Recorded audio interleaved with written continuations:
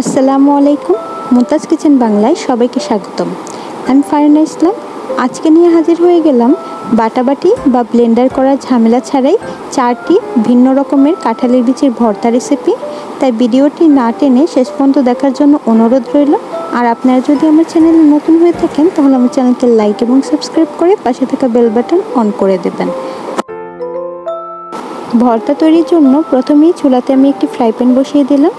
এবার এর মধ্যে দিয়ে দিচ্ছি 10-12টা শুকনো মরিচ। এই মরিচগুলোকে আমি একটু ভালো করে ভেজে নেব। মরিচটাকে যদি এইভাবে শুকনো খোলায় সুন্দর করে সময় নিয়ে ভাজা হয় তাহলে কিন্তু যখন ভর্তা বানাতে যাবেন দেখবেন মরিচগুলো সুন্দরভাবে গুঁড়ো হয়ে যাচ্ছে। কিভাবে সারা বছর বাহিরে এবং ফ্রিজে কাঁঠালের বিচি আপনারা সংরক্ষণ করতে পারেন এবং কাঁঠালের বিচির লাল আবরণটি কিভাবে সহজেই পরিষ্কার করতে পারেন এ বিষয়ে আমার চ্যানেলে ভিডিও দেওয়া আছে, চাইলে আপনারা ওগুলো দেখে নিতে পারেন। আমার মরিচগুলো ভাজা হয়ে গেছে, এবার আমি নামিয়ে নিলাম। এই একই প্যানের মধ্যে আমি খোসা সহ কাঁঠালের বিচি দিয়ে দিব। এই বিচিগুলোকে খোসা সহই আমি মিডিয়াম টু লো আছে ভালো করে ভেজে নেব। আপনাদের এই কাঁঠালের বিচিটা ততক্ষণ ভাজতে হবে যতক্ষণ না এর ভিতরের অংশটা নরম হয়ে আসছে। একটু সময় নিয়ে এই বিচিটাকে ভেজে নিতে হবে আর কিছুক্ষণ পর পরে এইভাবে নেড়ে চেড়ে দিতে হবে, না হলে কিন্তু এক পাশ থেকে হবে আরেক পাশে কাঁচাই থেকে যাবে। বিচিগুলো ভাজা হয়ে গেলে চুলা থেকে নামিয়ে নিচ্ছি। এবার একই প্যানের মধ্যে আমি 2 টেবিল চামচের মতো সয়াবিন তেল দিয়ে দিলাম। তেলটা গরম হয়ে আসলে এখানে দিয়ে দিব 4টি পেঁয়াজ কুচি। এই পেঁয়াজগুলোকেও আমি মিডিয়াম টু লো আছে একটু ভালো করে ব্রাউন কালার করে ভেজে নেব, যে এরকমভাবে আমরা বেরেস্তা ভাজি। একেবারে বেশি ভেজে কিন্তু পুড়ে ফেলা যাবে না, তাহলে ভর্তা তিতা লাগবে। একটু পর পরে আপনারা এইভাবে নেড়ে চেড়ে এটাকে ভালো করে ব্রাউন কালার করে ভেজে নেবেন।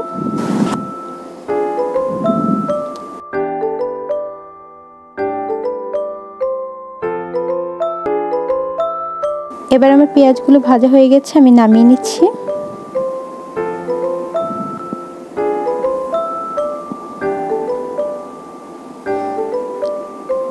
এবার এই প্যানের মধ্যেই আমি দিয়ে দিচ্ছি 8-10টা রসুনের কোয়া। এগুলোকেও আমি একটু ভালো করে ভেজে নেব। একটু নেড়ে চেড়ে 2 পাশ থেকেই ভালো করে ভেজে নিতে হবে।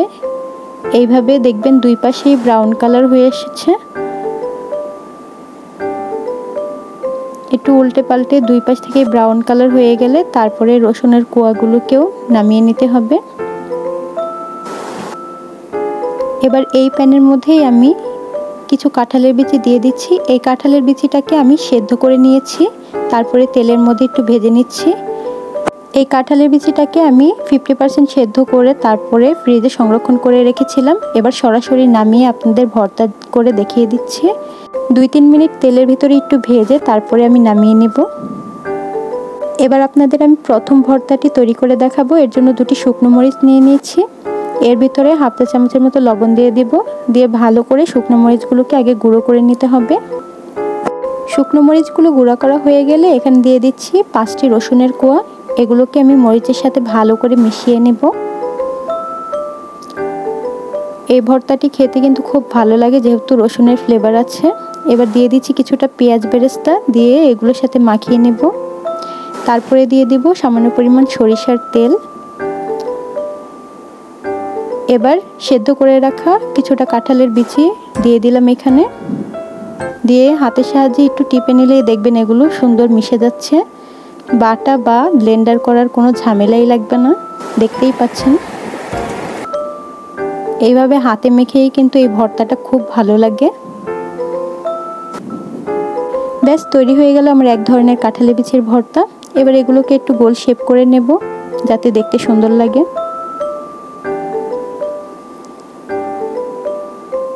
এবার আমি অন্য পদ্ধতিতে দেখিয়ে দিচ্ছি।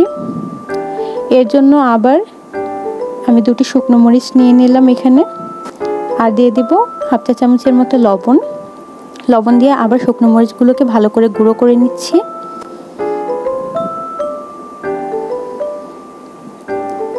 গুঁড়ো করা হয়ে গেলে এখানে আমি দিয়ে দিব কিছু পেঁয়াজ বেরেস্তা আর সামান্য পরিমাণ সরিষার তেল, দিয়ে ভালো করে আগে মাখিয়ে নিতে হবে। মাখানো হয়ে গেলে এখানে ভেজে রাখা কাঁঠালের বিচি দিয়ে দিচ্ছি, যেগুলো আমি ছোলকা সহ ভেজেছিলাম। তার অর্ধেকটা দিয়ে দিলাম। এবার হাতের সাহায্যে একটু টিপে দিতে হবে। যদি ভালো করে ভাজেন তাহলে দেখবেন কাঁঠালের বিচিগুলো এইভাবে নরম হয়ে যাবে আর আপনি সুন্দরভাবে মাখতে পারবেন।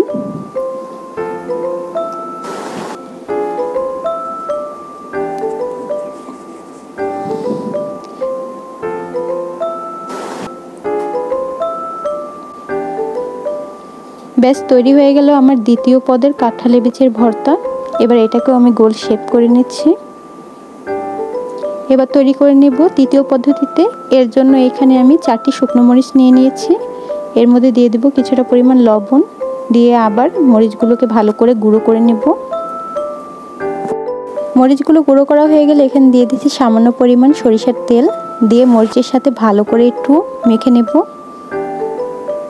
তারপরে এখানে দিয়ে দিচ্ছি কিছুটা পরিমাণ পেঁয়াজ বেরেস্তা, আর দিয়ে দিচ্ছি একটি পেঁয়াজ কুচি, দিয়ে ভালো করে এগুলোকে মেখে নেব। মেখে নেওয়া হয়ে গেলে এখানে আমি ছোলকা সহ ভাজা কাঁঠালের বিচিটা দিয়ে দিচ্ছি। এবারে এটাকে একটু হাতের সাহায্যে মথে তারপরে পেঁয়াজ আর মরিচের সাথে মাখিয়ে নেব। ভর্তা মাখানোটা কিন্তু সবাই কম বেশি জানেন, তাই আমি বেশি বলছি না।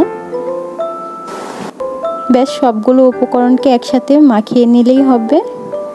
তৈরি হয়ে গেল আমার 3 নম্বর কাঁঠালের বিচির ভর্তা।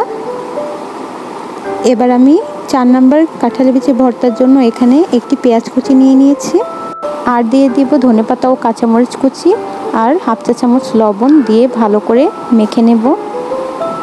এবার এখানে দিয়ে দিচ্ছি সামান্য পরিমাণ সরিষার তেল, দিয়ে ভালো করে পেঁয়াজ মরিচের সাথে মাখিয়ে নিচ্ছি।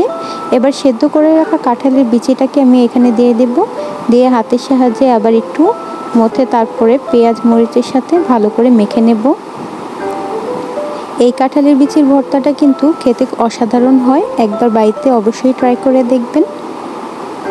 ব্যাস 4 নম্বর কাঁঠালের বিচির ভর্তাটিও আমার তৈরি হয়ে গেল। এবার এটিকে আমি একটু গোল শেপ করে নিচ্ছি।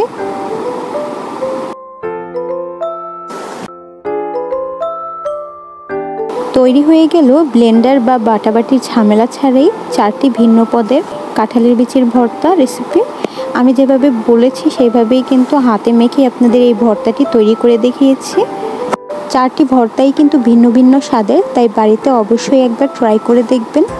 আমার চ্যানেলে কাঁঠালের বিচি পরিষ্কার এবং সংরক্ষণ এছাড়াও কাঁঠালের বিচির নানা রকমের রেসিপি দেওয়া আছে, আপনারা চাইলে ওই ভিডিওগুলো দেখে আসতে পারেন।